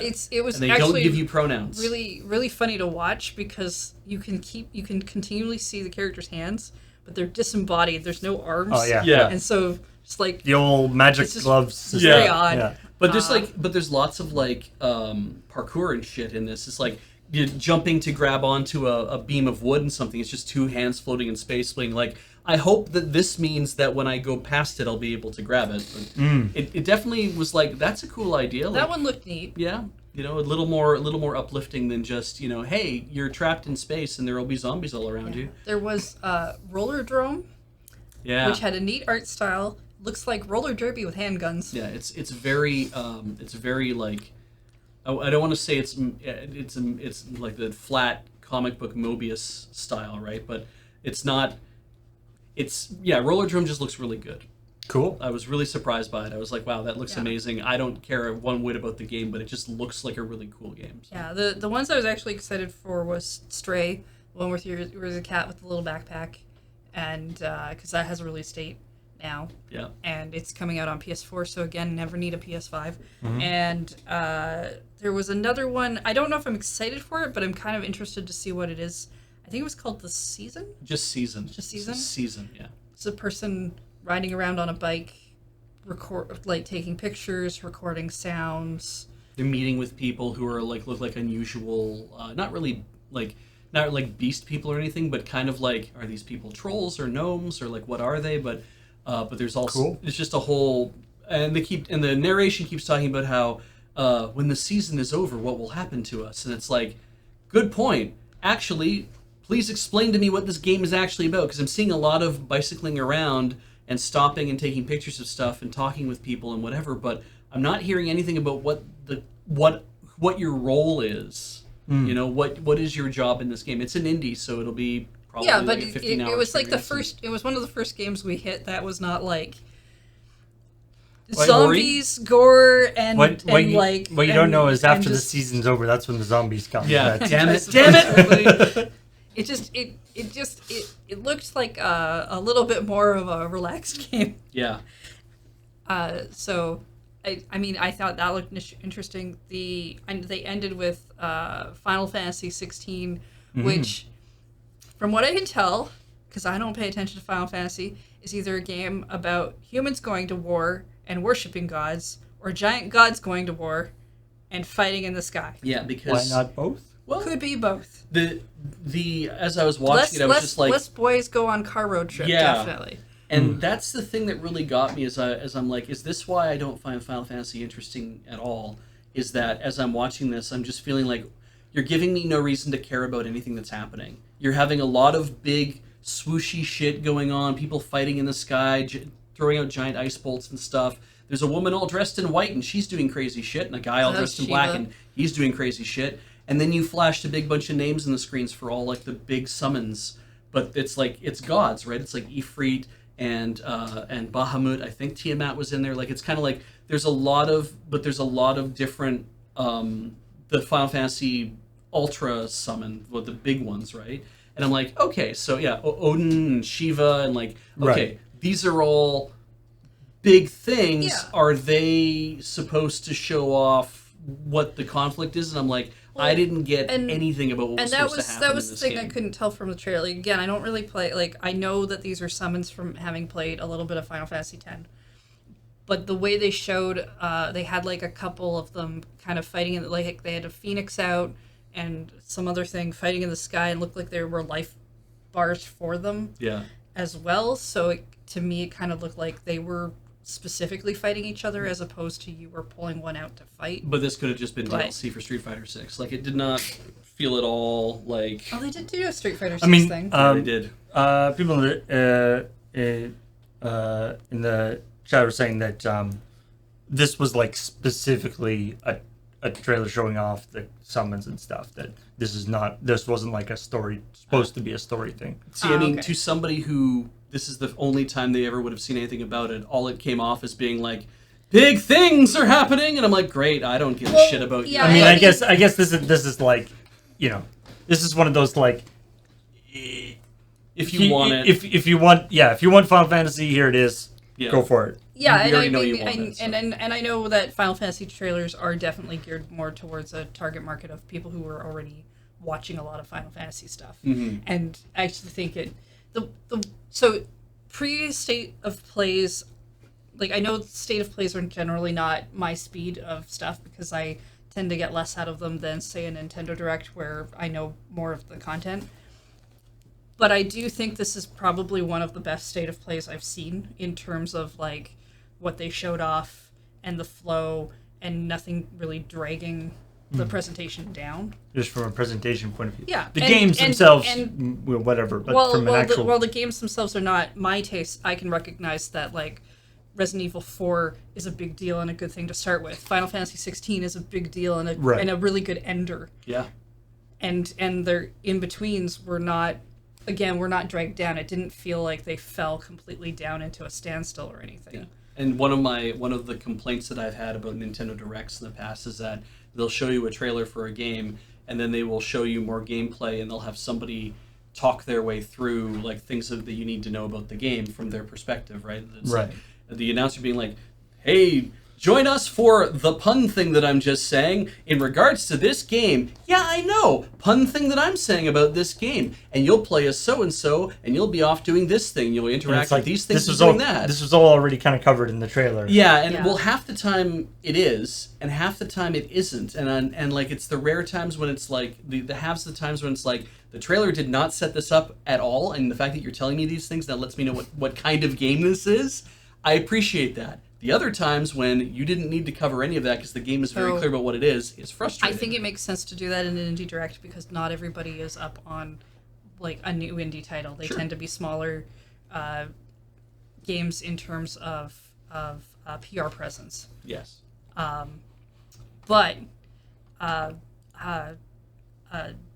more first-party Nintendo Direct does tend to flow a lot more like the State of Play did. Speaking of indies, Tunic is coming to PS5 in September. Yeah. Yes. November. One of the two. They did that. The Street Fighter ad was really cool, actually, because they showed off, like, a couple of characters that I'm not familiar with, so I'm assuming they're new. Yeah. But they were on the cover, and it looked really flashy and fun. They only showed 4 characters, and they showed, like, let's say Jack and Cody. I don't know what their names were. Probably Jack and Cody. Chun-Li and Ryu. And then Chun-Li and Ryu. And it was like, to kind of... Well, I did ground not you in the recognize fact Ryu. to kind of ground you in the fact that it was Street Fighter. Yeah, because he's beefy now, right? Yeah, or Ryu has gotten larger and larger in every Street Fighter. But what I thought was great is it's like, here's Ryu and Chun-Li fighting each other, and then here's these other 2 guys who are new fighting each other, and the cover of like the icon they're using to represent Street Fighter 6 is these 2 new guys. And I was like, that's interesting. And they only showed the 4 of them fighting, and not even each other, like, just basically and there's lots of like also wandering around kind of open world style-y kind of thing in Metro City. Yeah, and like, that I don't know really what that's neat. all about. But it really was like, we want to push these 2 guys, because you already know about Ryu, you already know about Chun-Li. We don't need to talk about them and put them on the cover of the thing anymore. Why don't we show off new characters and maybe make them the focus of the story? You know, 2 white guys getting out there and fighting things. You know, that's important. I mean, Chun-Li was one of my favorites. But that's all the I characters... could make her do the specials and stuff. What happened to those 2 guys who fought each other on the intro screen of Street Fighter 2? Those guys were like, yeah. And then it goes up, and then they're not actually in the game. We never see them, right? Why were they even there? But the doing, like, having that, I'm like, that's really cool. But then I was like, wait, where's the rest of the lineup? Because they never show anybody else who's in the game. And I was like, is it really just 4 people in this new Street Fighter game? Of course not. But why wouldn't they even just give you a taste to be like, oh, it's Super Street Fighter Ultimate, you know, like, everybody's here. We're going to put Joker in the game. Like, they didn't go nuts like that. I found out today Cammy's in the game, so it's like, okay, so they're going to pull people in. We're just going to get slow reveals. You gotta leave time for the reveal. Yeah, and why not, right? And then they do a bunch of DLC people too. So. And also, Street Fighter fans are obviously the best, most calmest people in the world, because they showed off Cammy's new costume where she's wearing leggings. She's not wearing the slingshot bikini brief with the camo pantyhose anymore. She's wearing like actual fucking pants. And of course, every Street Fighter person is like, that fucking sucks! I hate that! No yelling. My ear's right here. Though, I don't care if you're imitating people. So yeah, it's very funny because people are being complete assholes about this. Look, her outfit was tactical. It sure was. You can actually get her old outfit as an alternate costume, but everyone's losing their minds. So well, I mean, of course the thing they do, like, it's like, oh, here's like the new costume. The old costume is available for $5 DLC or something like that. Sure, right? yeah. No, like, which is kind of annoying. I know people get mad that they don't reveal everything at once and they just like drip feed or do whatever. But from a PR perspective, it's what you do to keep people talking about the game until the game comes out. Right. Yeah. I mean, I understand the frustration of it. Don't think I don't, because I also have frustrations with that kind of thing. But that is the reason why people do it. Oh, yeah. And then we can have speculation about what, put Tunic in Street Fighter, you cowards. Yeah. funny that you already have it. Oh, right. And he's not in Street Fighter, so I mean, Waluigi's got nothing on. He's not in Smash, so you could put him in there. I did love that there was a giant Mike Hagar statue in the middle of Metro City in the Street Fighter like walk around bits. I was like, it's Mike Hagar. That's awesome. So, yeah. I thought it was a new Final Fight game briefly. I was like, is this Final Fight? Like, yeah, no, Beach kept saying that over and over, and I was like, I mean, maybe I don't recognize any of the characters, and I seriously don't. I mean, I think the reason I really don't recognize Ryu is the beard. Hagar and Cody were in like Street Just Fighter Alpha, like- I think. So. Look, It looks good on him. the pandemic isolation's been tough on everybody. Everyone's got getting the beard, and Anyway, that's it for the state of ChillPoint. ChillPoint, I guess. Thanks everybody for watching and joining us. And as a reminder, just to say again, no checkpoint for June, but we will be here doing the chill points. And let's see what's coming up on the show, because what's coming up is Friday Night Paper Fight. Right. Where it's going to be a fancy-pantsy chaos draft, but not just any chaos draft, a master chaos draft. Oh, wow. Oh. Yeah. So. And so it's going to, all the masters sets, plus, because there aren't enough master sets, plus some other packs of high power level. I've done the full. I've scanned all the packs because I have to for the card reader, and there's a little spice in there. That's good. There's a little spice. There's a few. I feel like this is one of those. Maybe it's like you get the chili that maybe hasn't been stirred quite enough, so there are some pockets of spice that kind of blow people away. Great. So it could be kind of interesting. The people we have who are supposed to be there tonight, as far as the schedule says, Subject to change, is Ben Ulmer, Adam, Nelson, Ben Wheeler, Cameron, and James, with Paul hiding in the background on tech. Yep. Be like this. Hiding. That's why we don't put a camera on tech, is because if you have to hide the entire time while running tech, it's a lot. Yeah. And then on Saturday, Corey's back with more Horizon Forbidden West. Which, by the way, an update just dropped for that, adding a harder mode. Yes. And New Game Plus. New Game Plus and just in time. I think there was so some that quality when, of life. So when Corey too. finishes it, she can just go right back in and do New Game Plus. Exactly. And that means there's new trophies if you care about the achievements. And all sorts of like costume probably change stuff finishing you New can do Game now, Plus. too, apparently. Actually, I enjoy sometimes doing New Game Plus where you get to take all of your gear and then like go through the beginning again with like the best stuff on. People don't even know what hit them. Yeah. And then more Forbidden West on Sunday. Soundfall on Rhythm Cafe. Heading back into that one. Yep. We're gonna save the world from Discordians or whatever. We actually stopped paying attention to the plot and have been using the skip button. Don't worry, whoever we're saving, we'll save you from whatever is your problem. The plot did not grab Ian or I.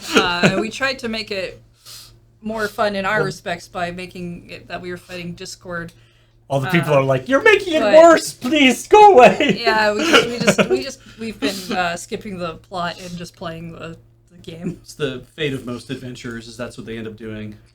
And then later on Sunday, Wheeler is playing a brand new game on Is This Your Card?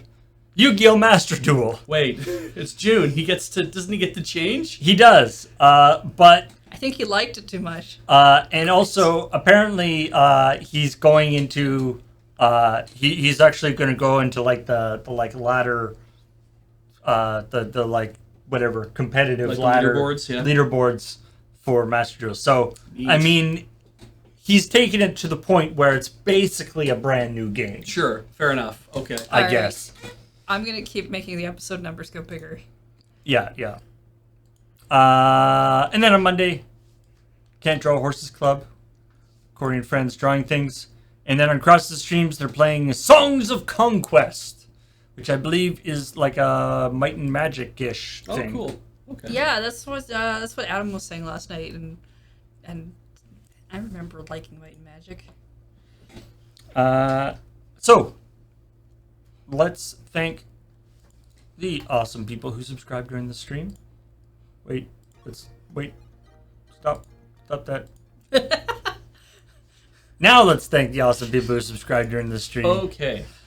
People like Trajas for 33 months. And Ryzok for 99 months. Ash Burnham for 81 months. Bronze Finger for 97 months. Nyrin for 46 months. Shrednex for 42 months. JPost 042 for 74 months. Torpor has 2 subs. Good. That's weird. 57 and 58. So, all right. Good job. The Fail House for 105 months. Wow. That nerd you know for 3 months. Zunniest for 35 months. Drunk Owl, 35 months. You should go home and not drink. And when you're a drunk owl, you have little fuzz bubbles. Oh, that's cute. And Apostle Zero Gap Filler with those 1,100 bits. Thank you guys for those bits. We really appreciate that. That's patreon.com/loadingreadyrun as always. If you have a Twitch Prime subscription, if you have an Amazon Prime subscription, you have a Twitch Prime subscription that you're maybe not using. So if you want to sub to us, you do that when we're offline. You can do that when Fun Puff starts up later tonight. Everyone hates it when I call it that. Don't forget, if you go to store.loadingreadyrun.com, you can buy a CheckPoint mug before they run out. Correct. There's, see, I got one right here. Make Beach happy today by buying this portable hole.